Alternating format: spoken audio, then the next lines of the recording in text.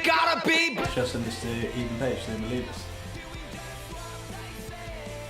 So for the second vlog in a row, we have a situation where the vloggers are drinking alcohol and our guest is abstaining. And For good reason. is because our guest this week is Alex Protein Saker, who is a well-known Instagram person. Debatable. A well-known-ish Instagram person who does like fitness vlogs and that. So welcome, Al. Thank you for coming to our vlog. Well, thanks for having me. You're Big welcome. fan of the vlog. It's good to be here. Excellent. New Year's Eve has just kind of been and gone. What do you get up to? Me and my girlfriend stayed in, had a few drinks, watched the fireworks from our flat. Alcohol drinks? Because- Yeah. Gin Protein shakes. Wasn't protein shakes on New Year's Eve. Had a few gin and tonics, watched the fireworks from the flat because we're quite high up. Then went to Primrose Hill with all the crowds and watched the fireworks from there. It's the clock struck midnight, yeah. So you're able to kind of go through these like spouts of like, December everyone's out drinking because it's, run up to Christmas, parties all the time.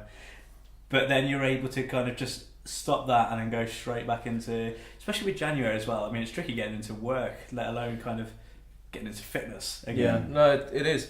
The thing is, like, even in December, if I'm out a lot, I try and balance that with the gym so that I've got that healthy balance of working out but also actually enjoying life outside the gym with friends. I guess for me it's not about sort of doing that, like going from one extreme to another, because that's not a healthy way to live. The Ricky Hatton. The Ricky Hatton. I think, like, when you look at life generally, it's not much good living in extremes because you need consistency in your life, and whilst there's always going to be fluctuations in your happiness and your work schedule and your social schedule, it's important to keep it as balanced as you can so that it's sustainable. And I love that's that. what Bit of I life try to do. advice as well as health advice. Yeah. This could be our most popular vlog yet. And that's why we're all saying no to Dry January, I guess. Yeah, we've taken your advice to heart there, dude. So how did you get into doing what you're doing right now, man? To be fair, from a young age I've always been into sport. It was something my dad's a very sporty guy.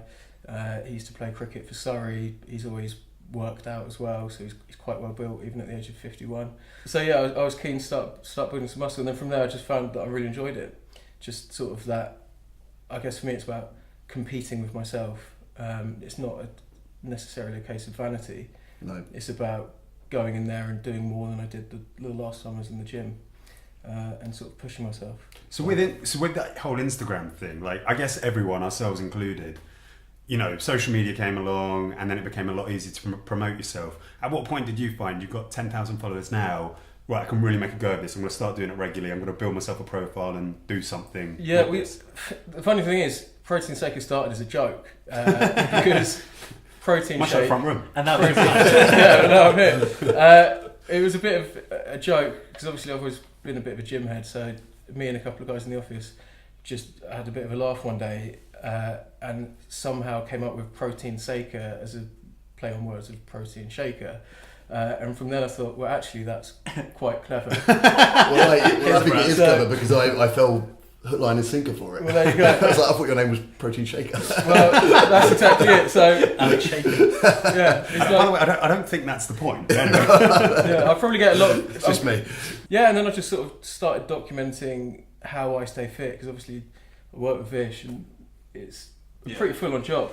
Yeah, well, that's Which is the epitome of not keeping fit. Yeah, No, right. I do the opposite. But that's one of, I guess, the interesting things. Like, you manage to stay fit and keep this routine going while still having, like, I mean, we call them 9 to 5s, but we know they're not 9 to 5s. How do you get around that? That's what I'm interested in too. Well, that's the thing, and that's what I try and sort of share on my page is tips on how you can go about doing that. So whether it's little things like, for example, I was drinking gin on New Year's Eve as opposed to beer because it's got less calories, or Because they're empty easy calories, meal, is that right? empty calories, yeah. Or like easy meal swaps, easy ways to sort of get a sweet treat without the calories. So I do a lot of protein shake recipes, so like a Snickers protein shake. Yeah. And that just sort of helps fight off the urge to have an actual Snickers, and instead you get protein. So it's little tricks and tips. That's interesting because looking at your Instagram, it's interesting seeing that you look at it and it could be a food blog. It could be like a sweets, tasty food blog. So yeah, it's all sweets. you really do They're manage it. legit. It's all Yeah, sweets. You manage to turn something that I would otherwise think is right. This is the diet not to do into this is the diet to do. Well, that's the thing is like food is probably one of the biggest issues I think a lot of people have. Like, a lot of people can go to the gym and work out for an hour a day, but what they can't do is spend the other 23 hours planning their food and not having the snacks they shouldn't be eating. Right. So I guess my page is about finding ways to get around that, because at the end of the day, we're all human. We all want to have a sweet treat after a long day at work. I think if I go to the gym, then what I do is then come back and think, well, I've deserved a Snickers. Well, yeah, I mean, that's one way of looking at it, yeah. You find ads just on the floor covered in stickers. I went to the gym. Why am I not losing any weight? Because I deserved it.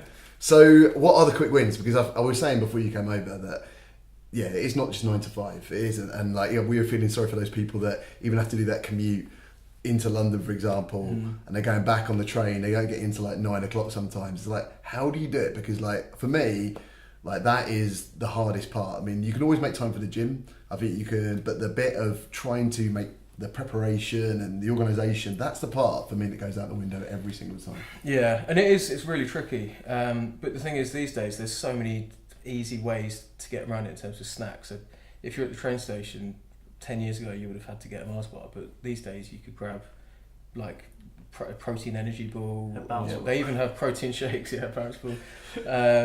Like, they even stock protein shakes in fridges in a lot of places now.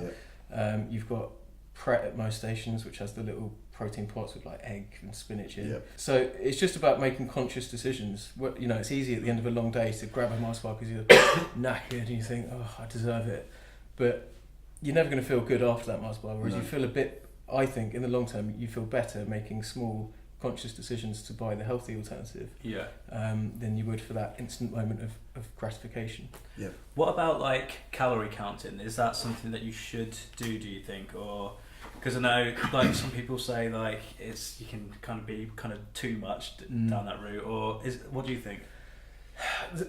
I mean, I don't think it's entirely necessary, especially if you're not like a serious athlete or bodybuilder, or you don't have a real focused goal in mind. That said, it is quite easy to do it. So I've got an app with MyFitnessPal, and you can quite easily find every food product you can buy anywhere in the UK. It's a really good app. It's free to download. I'm not being paid to advertise it. No, but we will put it. But if you do want to pay us to advertise, but yeah, if you do want to track calories, then there are easy ways to do it. But I don't think you need to. If you just make those conscious decisions, like I said, eat a clean, balanced diet, make sure you're moving. It's not about necessarily going and pumping loads of weights and doing intense exercise. As long as you're moving each day, then you're going to get in better shape. So elaborate on that. So you're talking about walking from perhaps a station to your workplace rather than getting a bus on the last leg of the journey, or getting a Boris bike, or... Yeah, exactly. And like, for example, in December, I'm lucky enough that I can walk to work in about 40 minutes. So it's easier for me just to jump on the bus or the tube and get there in 20, but because I knew that December's a particularly heavy month in terms of drinking and eating, every day in December I made an effort to walk to work in the morning. Simply just to get that extra sort of calorie burn, but also to wake myself up and get into work feeling a bit more energized, because I think if you do move before work, you will go in more productive than if you're just sat on a train. So what advice would you give to someone who's, let's say, not... Me? No, well, not fish necessarily, but hasn't done a great deal of fitness, and going into this year and going, I'm going to do it. I keep on hearing that like you should set yourself like ridiculously low targets, and then it's progression. Is that fair? I'd probably agree with that. I think the one thing I'd say is, linking back to my earlier point, is about extremes. Don't go in with an extreme, because no. If that's not the way you live, you're not going to sustain that lifestyle. That's interesting. Yeah. So just make little changes each day. So whether it's walking to work, if you've got a dog, maybe walk it before work and after work. If people like Joe Wicks, who a lot of people aren't a massive fan of, but he is incredibly popular because his workouts do work, and you can go on his YouTube and find a 20-minute workout in the living room. Do that instead of having a glass of wine while you're watching EastEnders. So there's loads of easy ways. Don't go all in. But spend 150 quid on a fitness plan and buy all the supplements that you think you need to buy, and then they're in the cupboard by Feb. I was going to say, you go on eBay in February and you find a lot of these things. Exactly.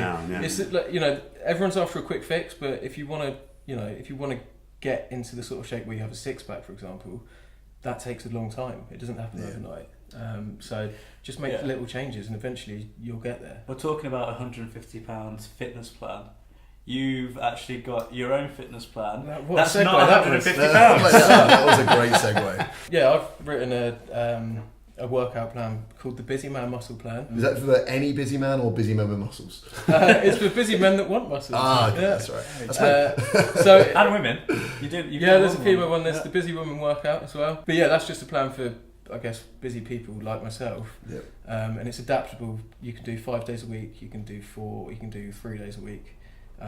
Or you can do 6 if you really want, but I don't recommend that. Okay. And it's adaptable to your lifestyle. It explains how you can adapt it. And yeah, it's just an easy way to get in shape, I guess. When you get your extra 10,000 followers as a result of this, maybe just give some props as well. I will do. Just it is. Thank you, dude. Nice one. Cheers, guys. Cheers, man. You go